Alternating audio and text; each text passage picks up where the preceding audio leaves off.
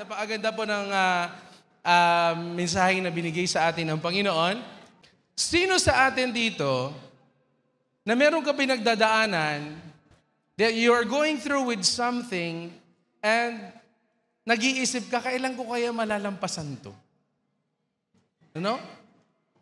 Amen? Sino meron ganon? Parang, Lord, ang tagal ko na dito. Pwede ba? Kailan ko kaya malalagpasan to? Amen? Meron ka na bang ganyan? Tingnan mo yung katabi mo kung malungkot yan. Naalala ko na naman, nalagpasan ko. Bigla akong, masaya na kanina nalungkot ulit. Our topic for tonight, this day is surpass. Amen? Surpass. Yung pag tinawag ka ng pastor mo, sinabihan ka, no, sabi mo, surpass. Okay? Now, what is the meaning of surpass? Well, it's to be better than or better than before, to be excellence or to exceed on something. Or sa Tagalog, malalampasan. Amen po ba? Sino kaya sa atin dito ngayon na meron kang pinagdadaanan, ulitin ko tanong ko kanina, na meron kang pinagdadaanan, na matagal mo na siya pinagdadaanan, na nangangarap ka na malampasan mo siya? Taas ang kamay. Amen? Sabihin mo, ngayong araw na to, I will receive my miracle at malalampasan ko ito. In Jesus' name. Amen. So, marami tayong mga ganitong sitwasyon sa buhay. Tama po ba? No, gusto nating malampasan. Kami din ni Pastora, nung isang araw, nagtatawanan kaming dalawa sa bahay. Sakto ito yung topic na binigay. No, sabi ko, when can we surpass all these things? Tapos tawanan kaming dalawa. And then, before that, nakagawa kami ng kanta. Sino nakaalam ng kantang Frozen? Yung mga bata, Frozen. Alam niyo yun? Cartoon? Alam mo yung, do you wanna build a snowman? Sino nakarinig nun? Alright. Sa dami ng pinagdadaanan namin ni Pastora sa bahay, lalo na sa bahay, nakagawa kami ng kanta. Alam mo sabi namin? Anong kanta namin? Do you want to see the kalat?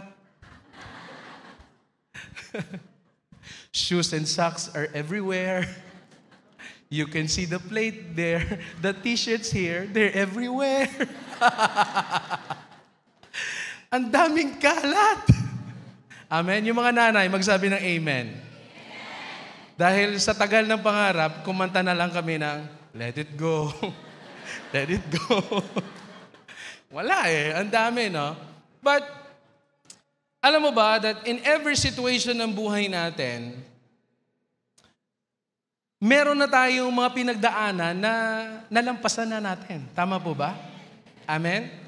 And nung ikaw ay may sitwasyon sa buhay mo, shall we say you have relationships, nung nagkaroon ka ng problema sa relationships mo, nagkita kayo, niligawan ka, hindi natuloy, nalungkot ka. Tama? Iba pala ang gusto sa iyo dumaan. Pastor, yan ka na naman, ha? Amen? Meron namang relationship, nagkaroon ng breakup, may iyakan, and then after some time, nagkaroon ng reconciliation. Tama bang term ko? Nag-reconcile, naayos. Yung dating malungkot, masaya na ngayon. Hindi lang yan, nakasal na. Hindi ang saya. Sabi mo sa katabi mo, hindi wow. Amen? Sa family naman, minsan may mga trouble tayo, mga siblings, right? Merong hindi pagkakaintindihan yung mga magkakapatid. May tampuhan minsan. Minsan may iyakan din sa family. Tama po ba? Sino dito walang iyakan sa family nila? Lahat sila puro tawa. Wala, di ba? May iyakan din. Minsan may bangayan. There are times that you're fighting one another, no? But there are, may mga distance na nangyayari, hindi kayo nag-uusap. But nalampasan nyo, nagkaroon ng restoration ng relationship, ngayon naging masaya ka na, nakasama mo family mo. Di ba? Nung hindi kayo buo mag-family, nag-aaway-away kayo, when you are fighting for one another because of certain issues in your family or within your family, hindi ka naging masaya. Amen. You never experience joy with your family when meron kayong hindi pagkakaintindihan. Tama po ba?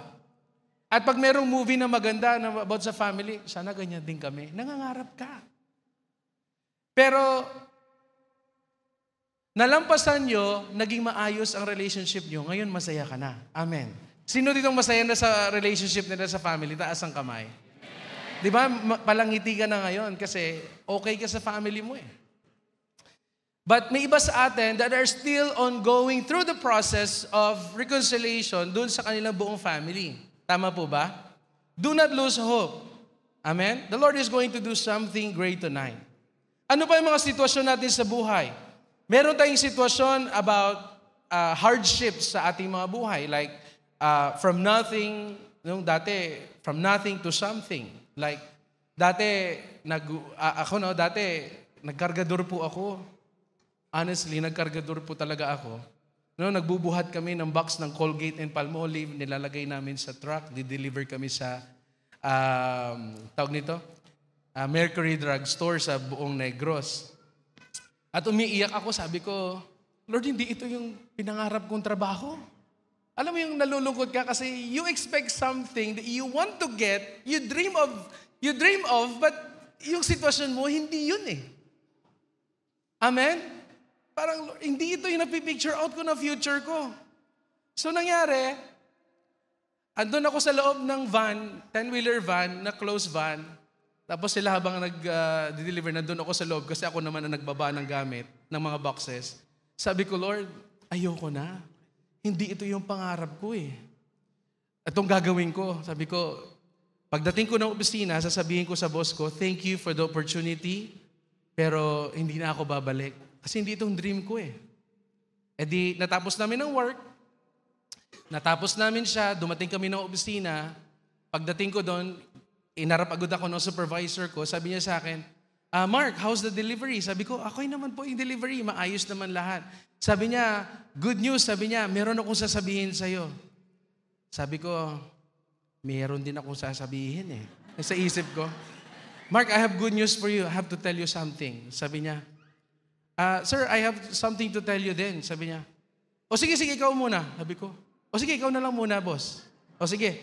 Sabi niya, good news, na-approve na. Ano na-approve na, boss? Bukas, assistant supervisor ka na. Sabi niya. Sabi ko, oh, congratulations. Sabi ko, thank you, sir. Ano sasabihin mo? Wala akong sasabihin, sir. Nalampasan ko yung sitwasyon na yon at naging masaya ako after that.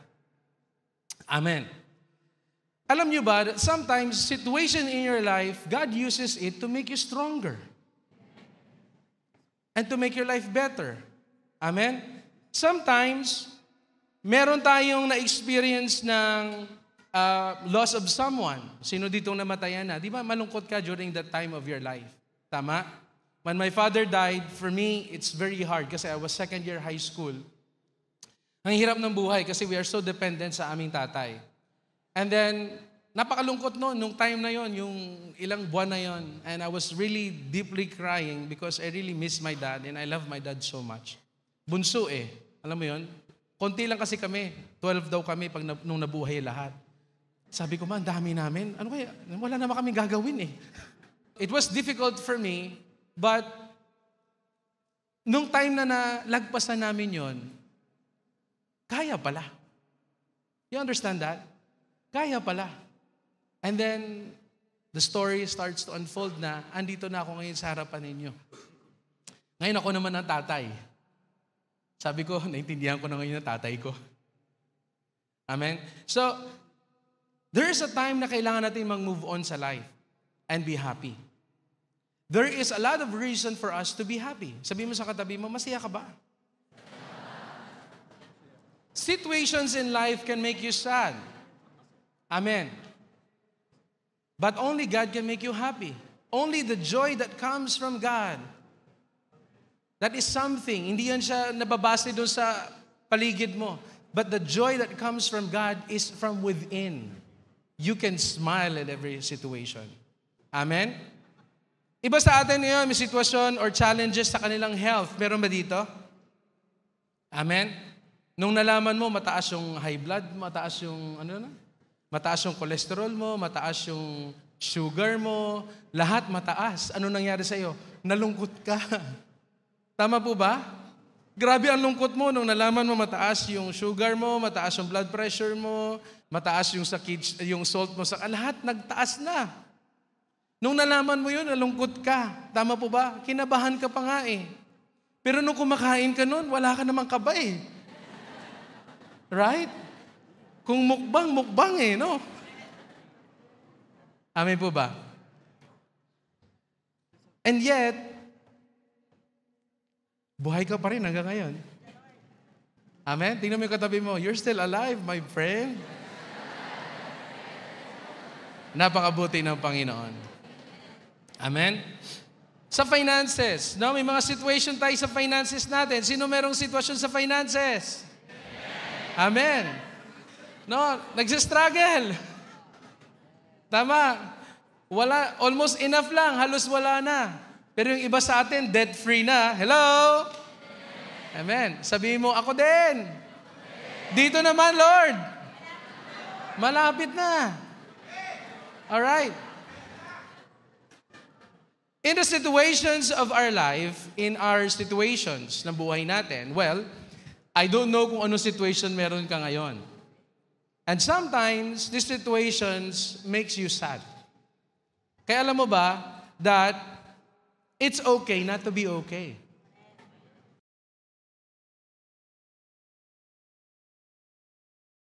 It's okay not to be okay. It's fine. What the problem is, what is the problem is pag malungkot ka, buong buhay mo malungkot ka na lang. Tama? Ayaw mo ng kausap. Gusto ko malungkot lang ako. Ayaw kitang kausap, lagi ka nakangiti. Dapat malungkot lang ang environment ko. Nagdadamdam ako ngayon, Pastor, wag mo akong tawagan. Please. Tingnan mo katabi mo. Hindi siya yan. Nakangiti eh. Amen? Let's read the Bible, Acts chapter 26, verse 2. Sabi ni Paul dito, sabi niya, I think myself happy. Everybody say, happy. I think myself happy.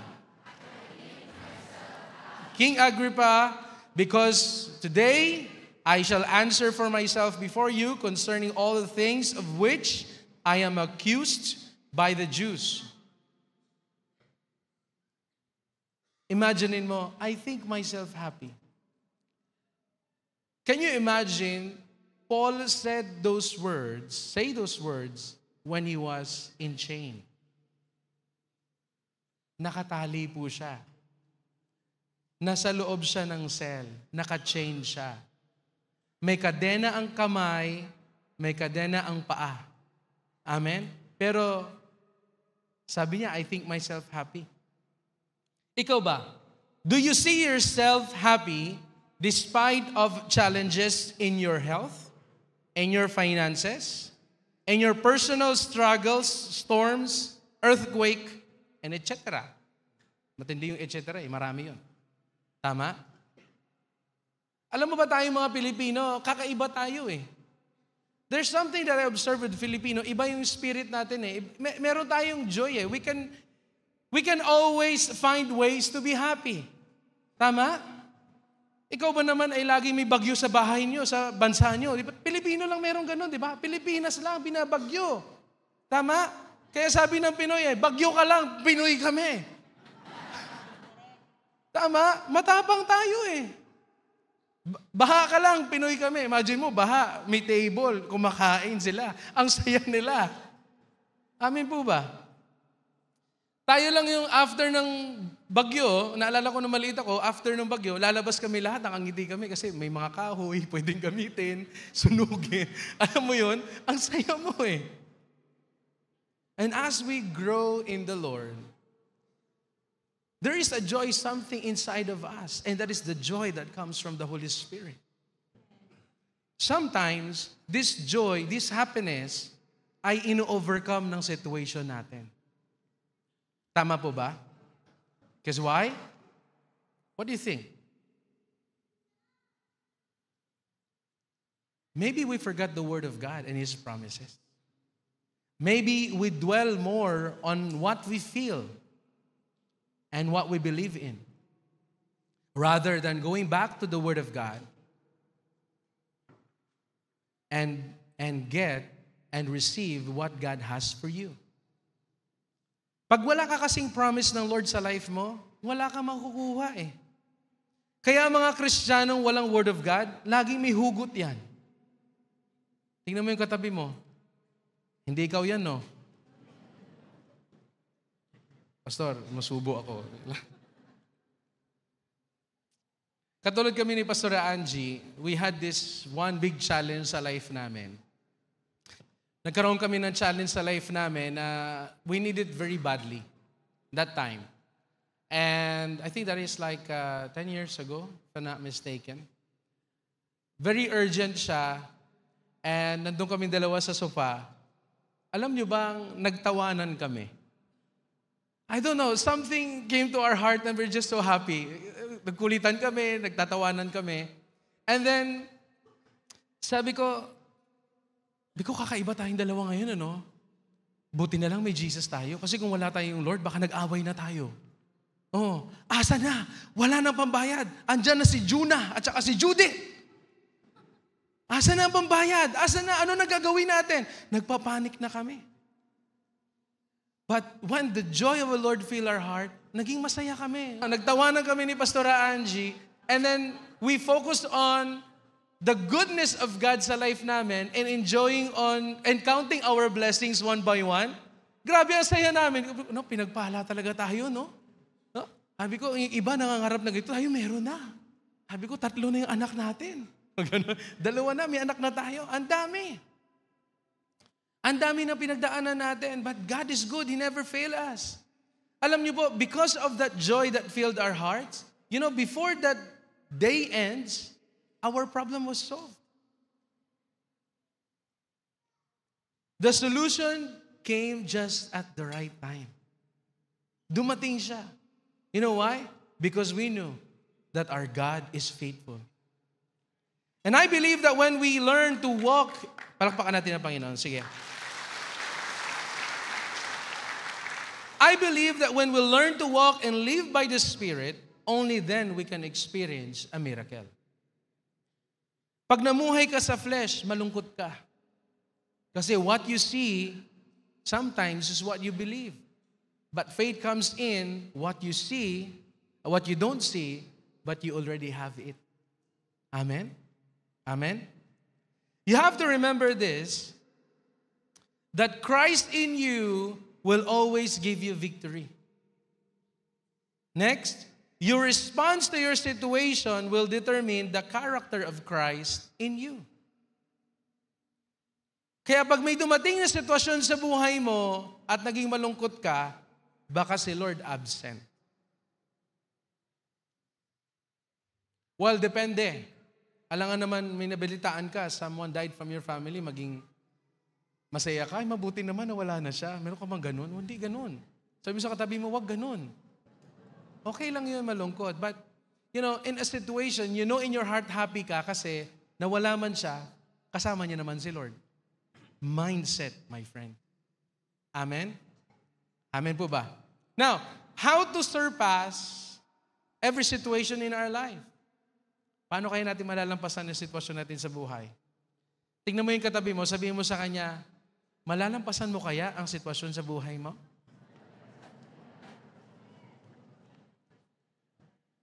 O tanungin mo rin yung kabila, baka magtampo, yung hindi mo unang pinili. Sabihin mo rin sa kanya, malalampasan mo rin ba yung sitwasyon mo sa buhay? Okay. Paano natin malalampasan ang sitwasyon natin sa buhay? Number 1, find happiness or joy in your situation. Be happy. Sabi mo sa katabi mo, be happy. Romans 8:28, it says, and we know with great confidence that God, who is deeply concerned about us, causes all things to work together as a plan for good for those who love God and to those who are called according to His plan and purpose. It means that if you love God, there is nothing you need to worry about. Amen. For God orchestrated all things for your benefit. Hindi mo man maintindihan ngayon yan. Pero trust God. Wait and trust God. Then you will see. All the situations in your life right now make you sad. Parang pinagtitripan ako sa opisina ko, pinagkakaisahan ako ng ka-office mate ko, yung finances ko, left and right, ang dami nang tumatawag. So, parang hopeless situation ka na. But if you love God, all things work together for good. Lahat yan magkakalakip-lakip for you. Sige, palakpakan natin ang Panginoon. So it is okay to be sad at times, but do not dwell on it. As the Bible says, the joy comes in the morning. Sabi ng Psalm 30 verse 5, for His anger lasts only for a moment, but His favor lasts a lifetime. Weeping may last through the night, but the joy comes in the morning. Amen. Malungkot ka man ngayon, pero may joy kinabukasan. Amen. Except na lang sa may joy talaga ang pangalan niya. Alright? Sino ditong joy yung pangalan niya? Nandito ba? Mahirap na joy na pangalan mo, nakasimangot ka palagi. Contradicting, my friend. Amen. So, if you have Jesus, you have hope. Amen. What is our hope? Alam mo ba anong hope natin? Pag may Jesus ka, may hope ka. Yes, you might be in a bad situations right now. Na umiiyak ka, Lord, ang tagal ko na pinangarap to, Lord, hindi pa rin dumarating sa akin. Lord, sila lahat na promote na, ako pa naiwan pa rin, hindi pa rin napopromote. Ilang years na. Parang dami na tamaan ng tahimik nyo, no? But we have hope in God. Si Lord ang nagpo-promote. Si Lord ang nagsisave sa'yo. Si Lord ang magpo-provide. What I'm trying to say is, no, ang hope natin ay Panginoon, malungkot ka man ngayon, may pinagdadaanan ka sa buhay mo, daanan mo lang. Sabi mo sa katabi mo, daanan mo lang ha. Huwag ka mag-camping. Daanan mo lang. Baka iba na sa iyo, nagtayo na ng real estate dun eh. Pag may sitwasyon ka malungkot sa buhay mo, daanan mo lang. Alam mo yung hope natin? Sabi ng Revelations 21 verse 4, He will wipe every tears from their eyes. There will be no more death, or mourning, or crying, or pain, for the old order of things has passed away. May iniiyak ka man ngayon sa Panginoon. But alam mo ba ang pinakamaganda? Ang hope natin? One day, the Lord Himself will wipe the tears from your eyes. Amen? Palakpakan natin ang Panginoon. Some of us lost hope. Why? Because we do not have the Word of God. Hindi kasi tayo nagdi-devotion, hindi tayo nagbabasa ng Bible. Pag wala ang Word of God sa heart mo, problem yun, my friend. Ano mangyayari? Your mind will be filled with the worldly things instead of the godly things. Amen. Kung ang heart mo hindi siya puno ng Word of God, ang mangyayari sa iyo, you will only base your judgment, your decision based sa mundong ito, hindi according sa Word of God. Kaya people fail, maraming tao nagpakamatay na sa sobrang lungkot. Why? Because wala silang Word of God eh. Amen po ba? No? Remember this, no matter what the devil or situation will do to make you sad, but as for me, I know that my Redeemer lives. Amen? So no matter what the devil or the situation will do to make me sad, but as for me, I know that my Redeemer lives. Alam ko na ang Diyos ko buhay. And as long as God is sitting on the throne, I will always have hope. I will always overcome. Amen. Sabi ng Job chapter 19, 25 to 27, but as for me, and I know that my Redeemer lives, and He will stand upon the earth at last. And after my body has decayed, yet in my body I will see God. I will see Him for myself. Yes, I will see Him with my own eyes. I am overwhelmed at the thought. Grabe, iniisip pa lang ni Job, makikita niya ang Diyos, ang saya niya na. Na-overwhelmed na siya. Kaya I'm telling you right now, if your situation is bad, if you have a situation in your health, the doctor is not giving you hope, I'm telling you, that is not your future. Maging masaya ka kasi you know that your Redeemer lives. You know that your hope is to see God face to face. Alam mo ba ang kamatayan, minsan inaalaw mo lang yan mangyari sa buhay mo because of your confession. The Word of God says that there is power in your confession. Kaya bantayan mo ang confession mo. When I was last month, ang dami ko mga test sa buhay ko, na-testify ko na dito. If I'm going to think about it, sa reality ko as a person, no, not in the spiritual, mag-aalala talaga ako. Kasi hindi ko maintindihan yung nangyayari sa akin eh. Masakit ang ulo ko, nahihilo ako, kumakabog yung dibdib ko. Ang daming ang test sa akin, angiogram, colonoscopy, endoscopy. Ang dami, 2 beses akong NMRI. Ang dami. Kaya minsan kinikiss ko yung anak ko, sabi ko, ano ba, last kiss ko na ba ito sa mga anak ko? Ano? That situation will make you sad. Kaya nung kinausap ko si Tatay Rev, ano mo sabi ni Tatay sa akin? Alam mo, maganda talaga pag may spiritual father ka. Kaya sabi ko, Tay, ito po yung nangyari. Sabi niya, anak, do not entertain any thought against yourself. Hinihintay lang ng demonyo na mag-agree ka. Amen? Parang si King Agrippa. No? Hinihintay lang na mag-agree ka. Why? Because if you agree, you let the devil, you have given the devil an access to touch your life. But if you don't agree, that is something. You activate your faith. Alam mo ba ang nag-survive sa akin during the time when I was on those tests? Hindi actually alam ng mga anak ko, ang dami kong test eh. Dad, where you're going? Why you're always in the hospital? What's wrong with you? I'm okay, I'm good. The verses of the Bible that I was holding is Galatians 2:20.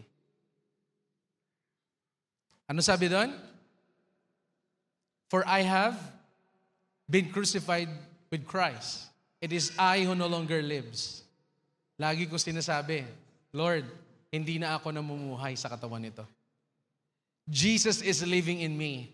Kaya if Jesus is living in me, I can always overcome everything. If Jesus is living in me, sickness has no power over me. Death has no right over my body. Hallelujah.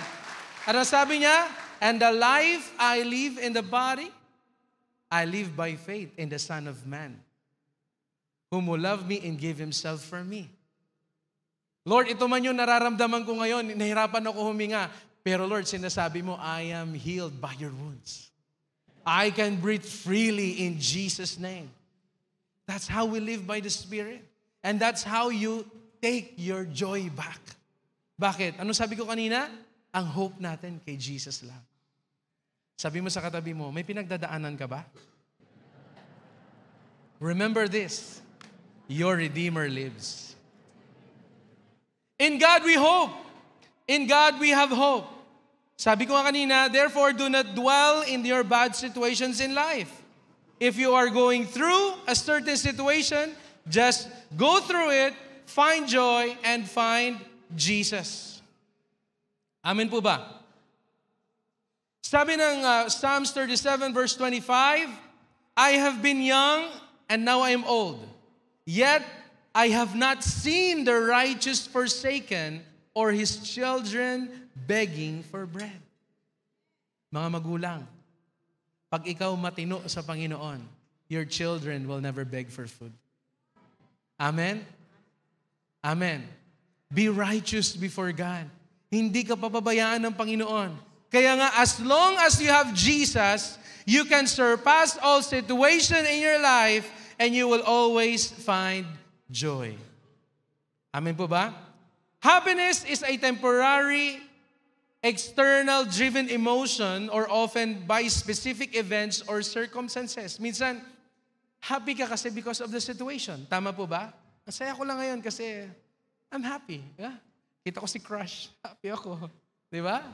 Birthday ko ngayon, kaya happy ako. Kaya nga happy birthday. Amen? Sabi niya, okay. So while joy is deeper, more lasting, internal state of contentment and overall well-being independent of outside factors, ano ibig sabihin? Pag may joy ka, it is deeper inside. Sa loob yun eh. Yung kahit lahat sila malungkot, ikaw masaya ka. Yung meron kang peace na hindi mo maintindihan, that you have joy, something in your heart that is deeper. Hindi ka apektado ng sitwasyon sa buhay mo, basta masaya ka.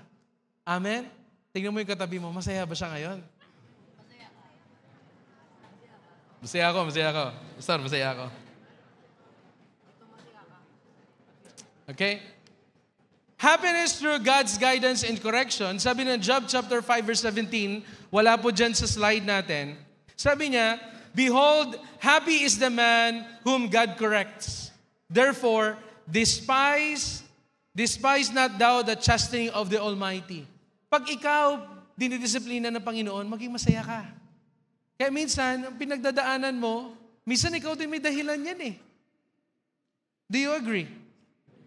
Some of us have financial situation in your life, minsan tinatanong mo, Lord, bakit nangyari sa ating to? Sa akin to? Lord, bakit ako may sakit na ganito? Lord, bakit? Minsan iiyak ka pa, Lord, why? Mabait naman ako kaysa kay ano? Tama? Paano kung sinagot ka ng Lord? Bakit hindi? Ano kayo sasagot mo kay Lord? Pawahiwahi ka tapos sagutin ka ni Lord? Why not?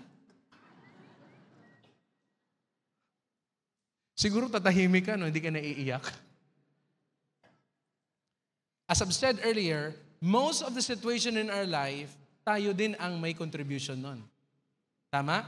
You are in financial crisis right now because you love to overspend more than what you're getting. Tama? Ang dami mong utang ngayon because of financial mismanagement. Amen po ba? Pero kailan ba kinondem ka ng Lord? Hindi, di ba? Tinutulungan ka pa rin ng Lord. Amen po ba? Sa health mo, lahat ng numbers mo nagsitaasan na. Tama? Imaginein mo, may mataas na nga yung blood pressure mo, tapos may lechon dyan, ikaw pa talaga ang nag-pray. Ito pang prayer mo, Lord, thank you for our food today. Bless everyone that will eat. Lord, I pray that this food will not cause us high blood. Ano daw?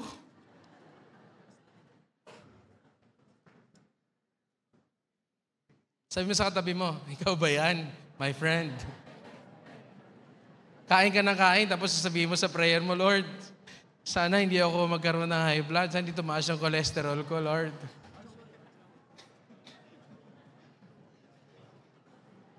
Hello? Hello? Pag pagkain, ang dami kumukomment. Sakto, bukas pa naman ng mga night market ngayon, no? Sabi niya, he who trusts in the Lord is happy. Sabi ng Proverbs 16 verse 20. Sabi ng James chapter 1 verse 12, happy is the man who does not give into temptation, for afterward he will receive a crown of life that God has promised to those who love Him. Ang tanong ko sa inyo, happy is the man. Di ba sabi niya? Ang tanong ko ganito, meron ka na bang nakita pinagpala ng Diyos na malungkot? Ha? Ba't ka umiiyak? Grabe. Bless na bless ako eh. Wala, di ba? Kaya kung ikaw blessed, ngitian mo yung katabi mo. Masaya ako. Ngitian mo siya. You know, I'm very happy today. Yung mag-asawa nag-aaway ngayon. Amen? Lahat ng masaya, magsabi ng Amen. Lahat ng blessed, magsabi ng Amen. Amen. Sabi ko nga, kahit sa anumang sitwasyon, blessed ka. Amen? Dahil may Kristo ka. Alright? So, in every situation you're in, or whatever emotional state you are in right now, you are immovable because of the one who is in you. Ano yun? Greater is He that is in you than he that is in this world. Amen. And Jesus is greater than your situation. Amen. Amen po ba? He is greater than your situation. Our God, He is so powerful. He is almighty. He has overcome the cross and overcome the grave. Alam mo bakit? Dapat masaya ka, napako si Lord sa krus eh. Kung hindi, ikaw ang napako dun. Amen po ba? Kaya you must be grateful and be thankful and be happy every single day. Kasi kung imaginein mo na lang kung paano namatay ang Lord sa cross, you have all the reason to be happy. Amen. Kaya huwag kang malungkot. Be happy. Sabi mo sa katabi mo, huwag kang malungkot. Be happy. Tingnan mo siya uli, sabi mo, kahit natalo ang team mo, be happy.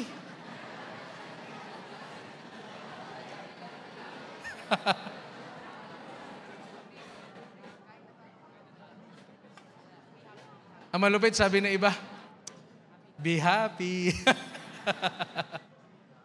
Diba? Jeremiah chapter 12 verse 5. If you have raced with men on foot and they have worn you out, how can you compete with horses? Simple lang po ito.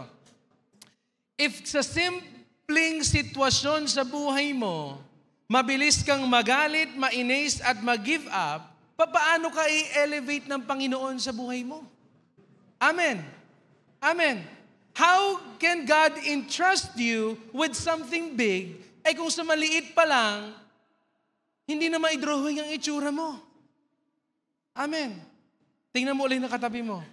Kaya bang maidrawing ang itsura niya?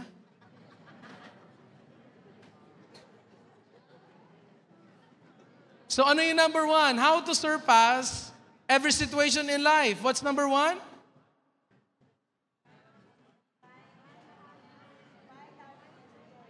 Find happiness.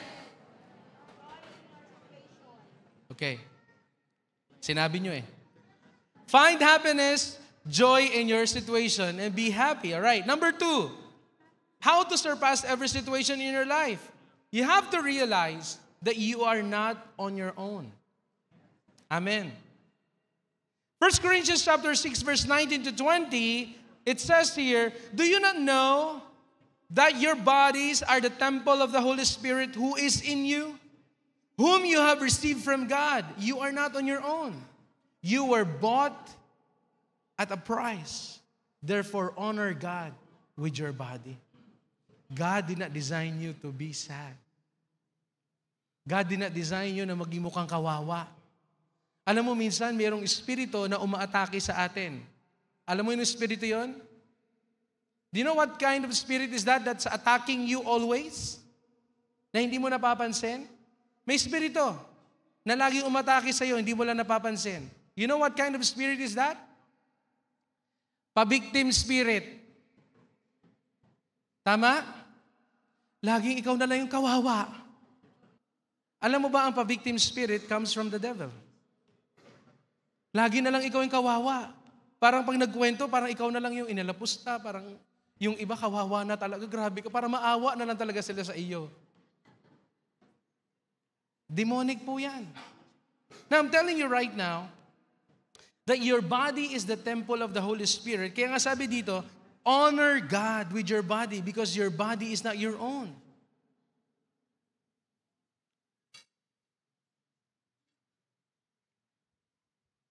Grabe ang bayad ng Lord sa buhay mo, kaya huwag mo sayangin yan. Yung buhay mo na yan, grabe ang binayad ng Diyos yan. Amen? Hello? Binigay ng Diyos, binigay ni Jesus ang buhay niya para sa iyo. Hallelujah. Amen. Imagine what God did for you. You were redeemed from the slave market of sin. Jesus redeemed you from the slave market of sin. Dati wala kang hope na magbago. Tama? Hello? Dati wala kang hope sa kalungkutan sa buhay mo. Ina-accept mo na lang, ito na talagang destiny ko. Tama? Ito na ako wala tayong magagawa Pinanganak kong ganito na rin ako mamamatay. Sabi ko sa kilala ko, hindi mamatay ka.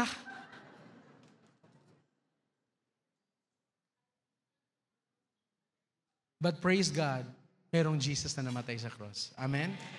Tinanggal ni Lord ang ating kalungkutan. Amen?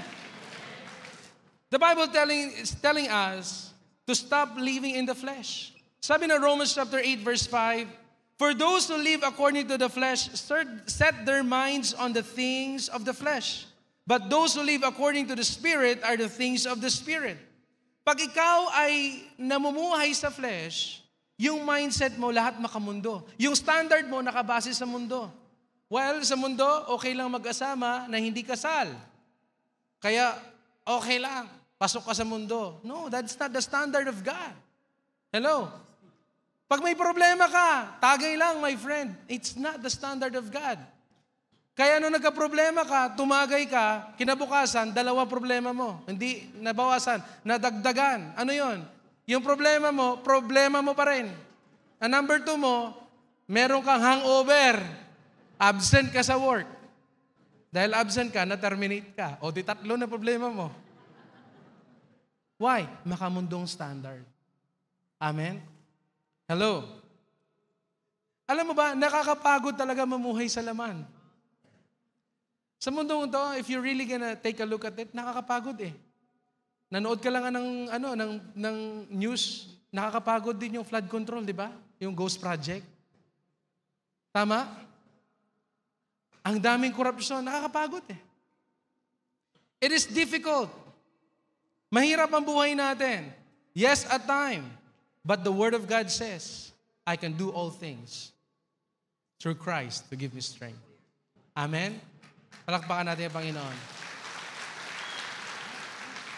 May difficulties ka man sa pag-surpass ng mga sitwasyon mo sa buhay, may hope tayo kay Lord. May Word of God eh. Alam mo yung sabi niya? Ulitin ko uli. I can do all things through Christ who give me strength. Sabihin mo nga, ipikit mo yung mata mo. Sabihin mo sa sarili mo, I can do all things through Christ who give me strength. Hallelujah. Number 3, how to surpass every situation in life. Ano yung number 1? Ano yung number 2?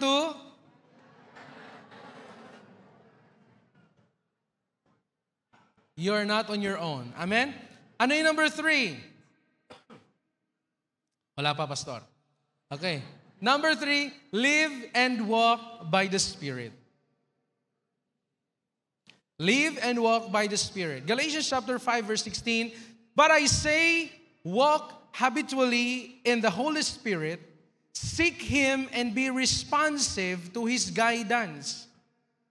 Ito yung gusto ko sa Amplified Version eh. No?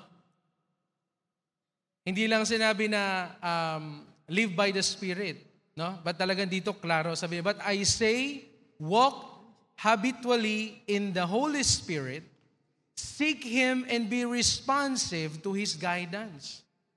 Mag-respond ka sa leading ng Holy Spirit sa iyo. And then, you will certainly not carry out the desires of the sinful nature. Excuse me.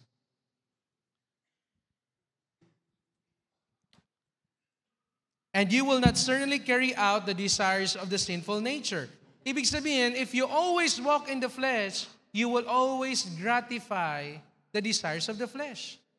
But if you always walk in the Spirit, you will always seek what the Spirit wants in your life. Kaya tanungin mong katabi mo, ang Holy Spirit ba ang nagli-lead sa'yo?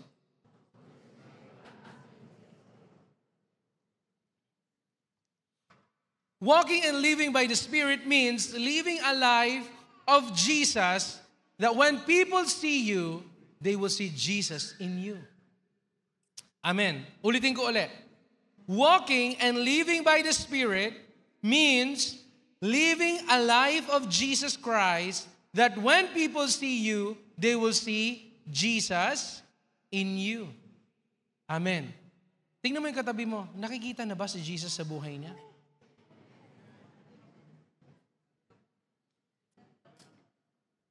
I will give an example on how the person lives by the flesh in the biblical, no, sa Bible.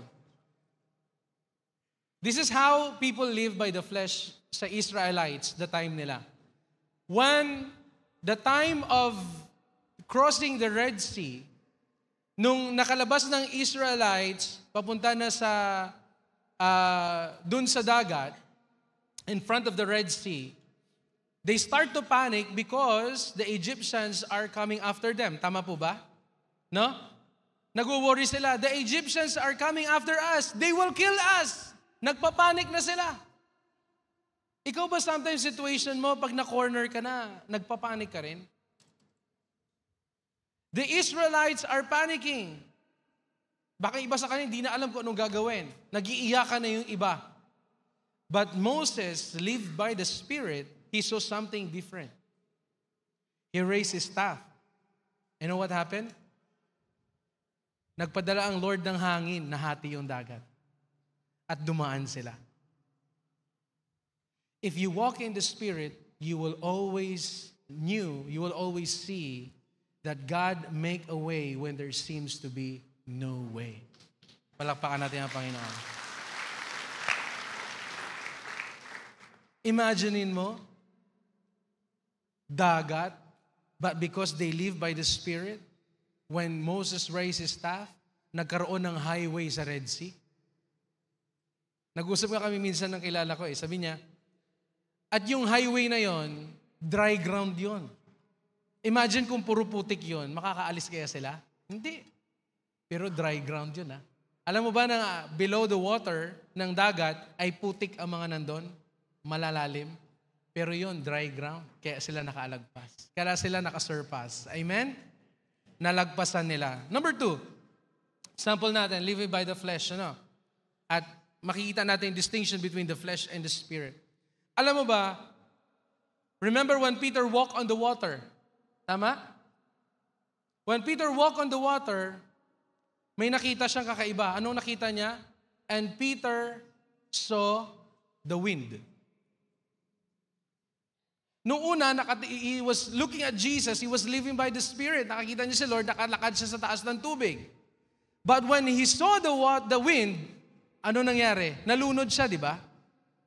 Alam mo ba, pag ikaw, if you are living by the flesh, ang nangyayari sa iyo ay napapansin mo yung mga bagay na hindi naman dapat pansinin. Do you agree? Sino dito pumunta, nagsabi na, pre, punta tayo. Tingin tayo ng hangin. Wala namang ganon, di ba? Grabe, nakita mo yung hangin? Meron bang ganon? Wala, di ba? But we can see in the scripture, what Peter said, he saw the wind. Pwede naman, he saw the waves Pero the Bible says, Peter saw the wind. Alam ko, hindi lang nilagay dyan, basta ganun lang yan. It tells you something that when you live by the flesh, yung mga bagay na hindi dapat pansinin, yun ang mga pinapansin mo at pinapalaki mo. Amen. Minsan nakalimutan lang ni Mister magtapon ng basura. Nagwala ka na. Ito na naman, basura na naman. Hello. Kalimutan mo ang hugas ng plato. Nagwala na. Parang ako ata yun Kaya kantan lang ako ba, let it go, let it go. Amen? Kaya mabilis ka ma-offend. You saw the wind. Yung mga mabilis ma-offend, they saw the wind. Lalo na pag na-offend ka sa cell group leader mo, sinabihan ka lang, si leader talaga. Ang nakita mo yung wind. Sabi mo sa katabi mo, stop looking at the wind, my friend. Amen. Mabilis ka magtampo, you're looking at the wind. Amen. All right. Now, another one. You saw when Jesus feed the 5,000, right? Nung si Jesus nag-fed ng 5,000, yung mga disciples, ang unang nakita nila, Lord, ang daming tao. walang pagkain. Tama po ba?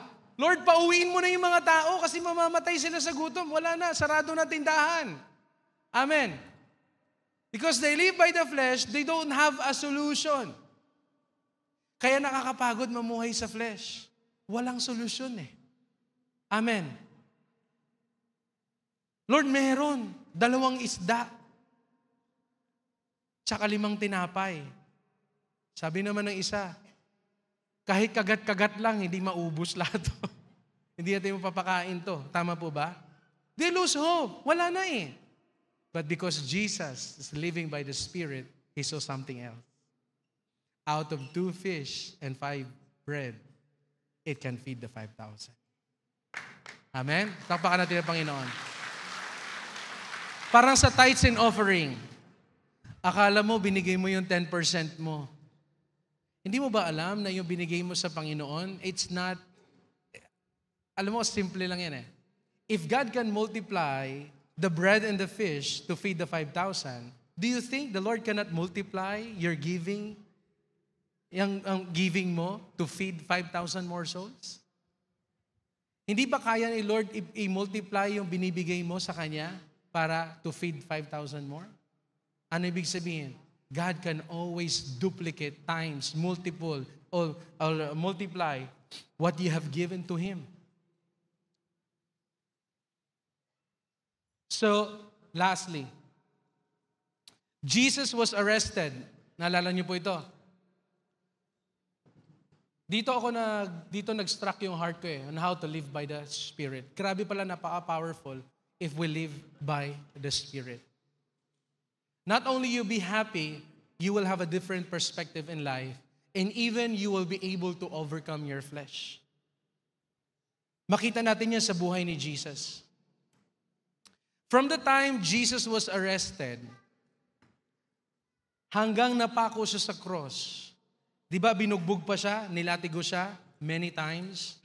Sa tingin nyo, how many liters of blood did Jesus ibinuhos niya on the way to the cross? Gano'n na karami yun? Ang dami na. And I think if your blood is like less than 50%, maka-cardiac arrest ka na, mamamatay na yung slowly na. Pag ikaw low blood ka, based sa science, sa medical, pag mababa na masyado ang dugo mo, unti-unti magkukulaps ang kidney mo, magkukulaps yung liver mo, hanggang sa mamatay ka na. Kaya maraming aksidente dyan, buhay naman sana eh. Kaso nga lang, naubusan ng dugo. But see, by the time Jesus was arrested, He was beating, no? Binugbog siya.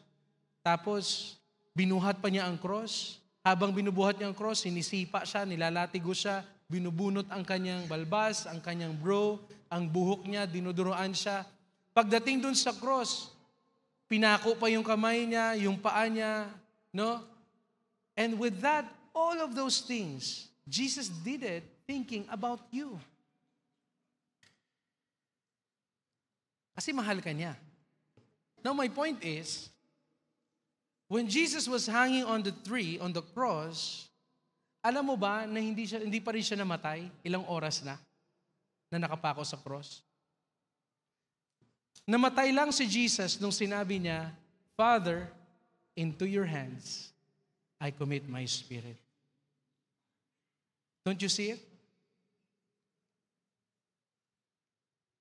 Masasabi ko na nung napako na si Lord sa cross, nung wala na siyang hininga, nung tinusok siya sa tagiliran, kaya ang lumabas a mixture of water and blood, ibig sabihin, halos wala na talagang dugo ang Panginoon natin. But unless He give up His spirit, hindi pa siya namatay. Nung ibinigay niya ng Espiritu na, tsaka pa lang siya namatay. Ang point ko, the spirit that is in you is greater. Anong sabi ng Scripture? The same Spirit that raised Jesus from the dead is living in you and give life to your mortal body. Kaya pag ikaw namumuhay ka sa Spirit, you can overcome. Pag ikaw namumuhay ka sa Espiritu, whatever things you are experiencing in your life, sa health mo man yan, sa finances mo man yan, you will always be happy and you know that you can surpass. Why? Because Jesus did it on the cross.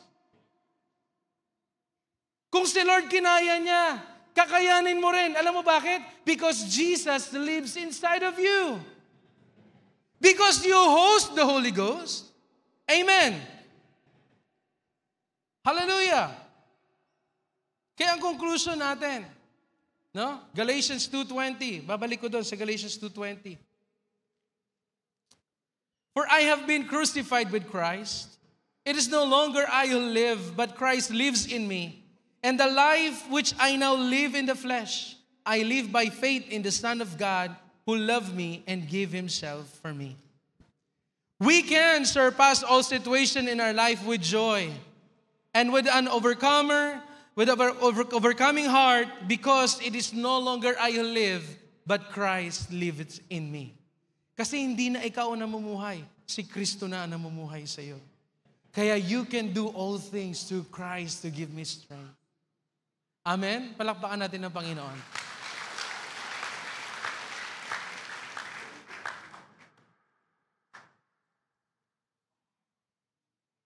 In every situation, we can surpass because we have Jesus in us and we host the Holy Spirit. So kung ano man ang sitwasyon na pinagdadaanan mo ngayon, always remember, focus your eyes on Jesus. Amen? Sabi ng Hebrews chapter 12 verse 2, we do this by keeping our eyes on Jesus, the champion who initiates and perfects our faith because of joy. Grabe. Everybody say, joy. Awaiting Him, He endured the cross, disregarding its shame, and now He is seated in the place of honor beside God's throne. Napakabuti ng Panginoon natin. Amen po ba? Si Jesus, alam mo, why Jesus endured the cross? Because He have joy in the heart for the result. Masaya si Lord in overcome ang cross. Kasi meron siyang tinitignan niya kasi na maligtas ka. Nakikita niya na after 2,000 years, maliligtas yung isang ikaw. Kahit masakit ang pinagdaanan ng Panginoon, habang siya'y nilalatigo, makikita mo sa Scripture, never did our Lord Jesus Christ complain about what is going on in His life. Complained about His suffering. No. He never complained about it. Nor He never say, Father, why am I experiencing this? No. He accepted all. He endured them all. He surpassed all this testing and trials, these beatings. Lahat yun, sinurpass ng Panginoon. At masaya siyang sinurpass yun. Alam mo bakit? Kasi doon pa lang mismo, nakikita ka na niya. Alam niya na merong ikaw na maliligtas. Alam niya na one day pupunta ka sa church na to, makilala mo sa Lord, ibigay mong buhay niya at magbabago ang buhay mo. Ganun ang joy ng Panginoon. Kaya tuloy pa rin siya. Kahit mamatay na siya, okay lang. Kasi alam niyang maliligtas ka. Merong JD na maliligtas. Merong Brother Tristan na maliligtas. Ganun kakamahal ng Panginoon. Kaya tayo din. Ano man ang sitwasyon mo sa buhay, tignan mo ang Lord. Lord, kung nakayanan mo to, kakayanan ko rin. At magiging masaya ako kasi I know my Redeemer lives. And I know that I will see God. Kung ikaw may sakit ka ngayon, sickness and death is not your future. Hindi yan ang hope mo. Ang hope mo ay makakatayo ka kung saang sitwasyon meron ka ngayon. Ang hope mo, babangon ka sa bed mo na yan. Kung nasa bed ka ngayon, sasabihin mo, I'm healed. I can walk. I can regain my strength. I will praise the Lord. Hallelujah. Nasa financial situation ka man ang buhay mo ngayon, hallelujah, tatayo ka.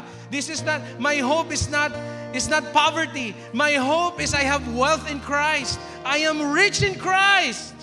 Why? Because I am a child of God. Alam mo problem sa atin, mga anak ng Diyos? Why you're always sad and lose hope? Because you are not conscious of who you are. You forget that Jesus died for you. Nakalimutan mo na may Kristo na pako sa cross para sa iyo.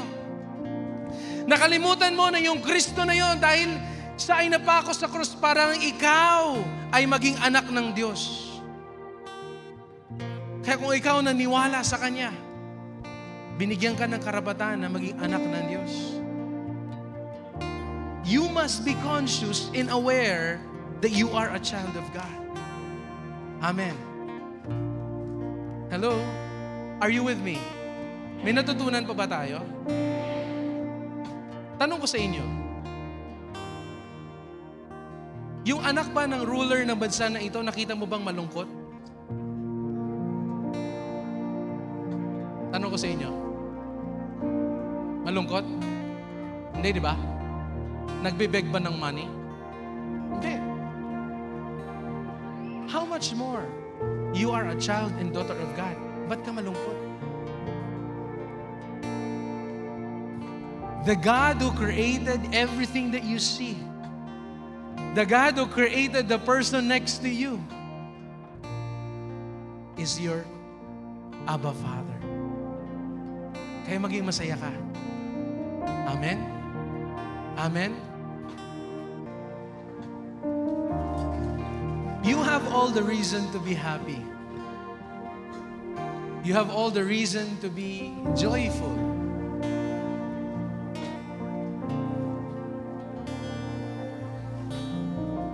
I'm telling you, you give your life to Jesus, whatever situation you're in, you will surpass them all. Pwede ko ba matawag lahat ng mga VIPs natin? Mga VIPs, maraming salamat po sa inyong pag-unlock na pagpunta po dito. Alam niyo po ba that you are an answer to our prayers? You know, we have been praying for you at salamat sa Panginoon kayo po ay nakarating. Right? So, well, tinatawag po namin kayo. Just want to let you know that Jesus loves you. Alam niyo po ba, hindi ko man alam kung ano sitwasyon niyo sa buhay, no? Hindi yan aksidente na ito yung naging topic natin. Ano? You may have your own situations in life.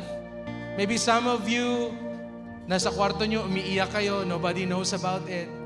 Meron kayong pinagdadaanan, maybe sa health, and nobody knows about it. Iba sa inyo, gusto na mag-give up.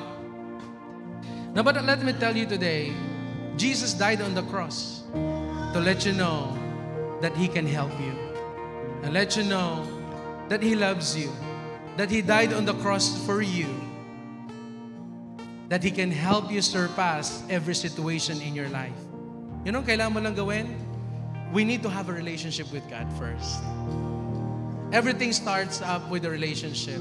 Pumunta po kayo dito, ang amin po ibibigay hindi religion. I don't talk about religion here. We want to talk about relationship. Because yan ang mas importante, yung relationship. Tama po ba? Religion cannot change people's lives, but relationship with God can change your life. Kaya if you want to experience a miracle work of God in your life, His transforming power sa buhay nyo, sa sitwasyon nyo, I would like to invite you to open your heart to receive Jesus as your personal Lord and Savior. Amen? This same prayer I did 25 years ago, I received Jesus and my life has changed. Kung gaano ako binago ng Panginoon, God can do it sa inyo. Nakita nyo kanina yung mga testimony, narinig nyo, ano po? If God can do that to them, He can also do that to you. Why? Kasi mahal na mahal ka ng Panginoon. If you are willing to let the Lord to accept Jesus or to start a relationship with Jesus Christ, I want you to close your eyes and repeat this prayer. Sabi nga ng scripture, sabi ng Romans 10:9-8, if you declare with your mouth that Jesus is Lord and believe in your heart that God raised Him from the dead, you will be saved. For it is with your heart that you believe and are justified, and it is with your mouth that you profess your faith and saved. And sabi ng John, Book of John, for those who received Him, He has given them the right to become the children of God. you want to be a child of God? I want you to close your eyes and repeat this prayer. Say, Heavenly Father, repeat after me, Heavenly Father, I come before you in the name of your Son, Jesus. Humihingi po ako ng kapatawaran sa lahat ng kasalanan na nagawa ko laban sa inyo.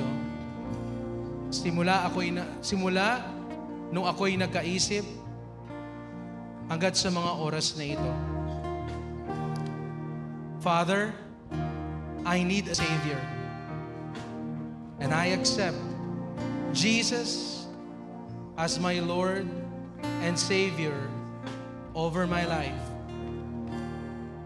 And I thank you that His blood has washed away all my sins. I pray that let my name be written in the book of life. And from today onwards, I pray that the Holy Spirit will lead me and guide me to live a life that is pleasing and holy, righteous and acceptable before you. Thank you, Lord Jesus, for the salvation of my soul. This is my prayer in Jesus' name. Amen. Lord, dalangin ko, Panginoon, sa buhay ng mga VIPs namin. I pray for your hand that will bless each and every one of them. I don't know what situation they are in right now, but one thing is for sure, that you love them and you know them. My prayer is that you will bless the works of their hands, bless their existing companies and jobs and the source of income. Kung ilan man sa kanila naghahanap ng trabaho, ang dalangin ko, ibigay niyo po, Lord, ang pinaka-the best sa kanila ayon sa kalooban mo, in Jesus' name. And I pray for those who are sick ngayon, kung meron mo sila karamdaman, ang dalangin ko, by the blood of Jesus Christ that was shed on the cross, will absorb every sickness in your body in the mighty name of Jesus, Son of the living God. Lord, pinagpapala po namin ang aming mga VIPs. May your hand be upon them in Jesus' name. Amen. Maraming salamat po. Palakpakan natin, Panginoon. Hello everyone! Kung kayo po ay na-bless sa message ng Panginoon sa araw po na ito, I encourage you to like, follow, or subscribe and share the link of this preaching sa inyong pong mga mahal sa buhay, sa inyong pong mga kaibigan. God bless and see you next week.